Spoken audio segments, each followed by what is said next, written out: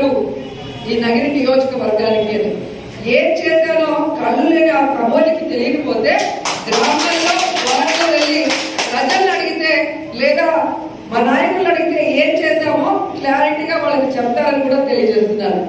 మా తాతలు నేర్చులు తాగారు, మా మూతులు వాసన చూడండి అని మీ నాన్న గొప్పతనం చెప్పుకోను, మీ నాన్న పేరు చెప్పుకోను, చెట్టు పేరు చెప్పుకొని కాయలు అమ్ముకునే వాళ్ళగా నువ్వు తిరుగుతున్నావు. కానీ సొంత కష్టంతో ఎమ్మెల్యేగా గెలిచి నన్ను గెలిపించిన నాయకులకి, నాకు ఓట్లేసిన ప్రజలకి సెల్ఫ్ సాటిస్ఫాక్షన్ కోసం నేను పనిచేస్తున్నాను తప్ప నీలాంటి వాళ్ళని చూసి నన్ను పొగడాల్సిన అవసరం లేదు. నీలాగా కుటుంబానికి ప్రజలకి చెడ్డ చేసే పరిస్థితి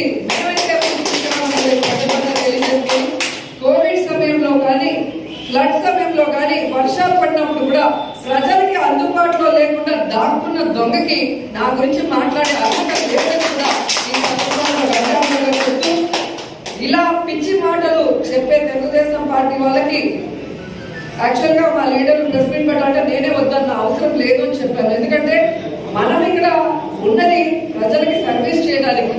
ఏదైతే జగన్మోహన్ రెడ్డి గారు చేస్తున్నారో, పార్టీలు ఏవైనా, కులాలు ఏవైనా, మతాలు ఏవైనా, లబ్ధిదారుడు అనేవాడు అంటున్నారో ఆ నాయకుడు అడిచారులో మనం పనిచేస్తూ ప్రజలందరికీ దగ్గరగా వెళ్ళి వారికి అవగాహన కల్పించి ప్రతి పథకం మీద, అలాగే ఈ సచివాలయంలో ఏమేమి సేవలు ఉంటాయో అవన్నీ కూడా మనం అవగాహన కల్పించి ఏ లబ్ధిదారులు మిస్ కాకుండా ప్రతి ఒక్కరికి న్యాయం చేసే దిశగా మనం అందరం పనిచేస్తున్నాం.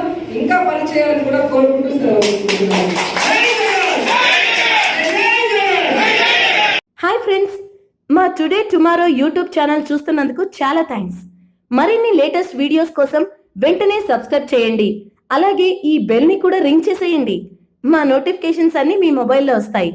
అలాగే మా వీడియోస్ మీకు నచ్చితే లైక్ చేయండి, షేర్ చేయండి, నచ్చకపోతే కామెంట్ చేయండి.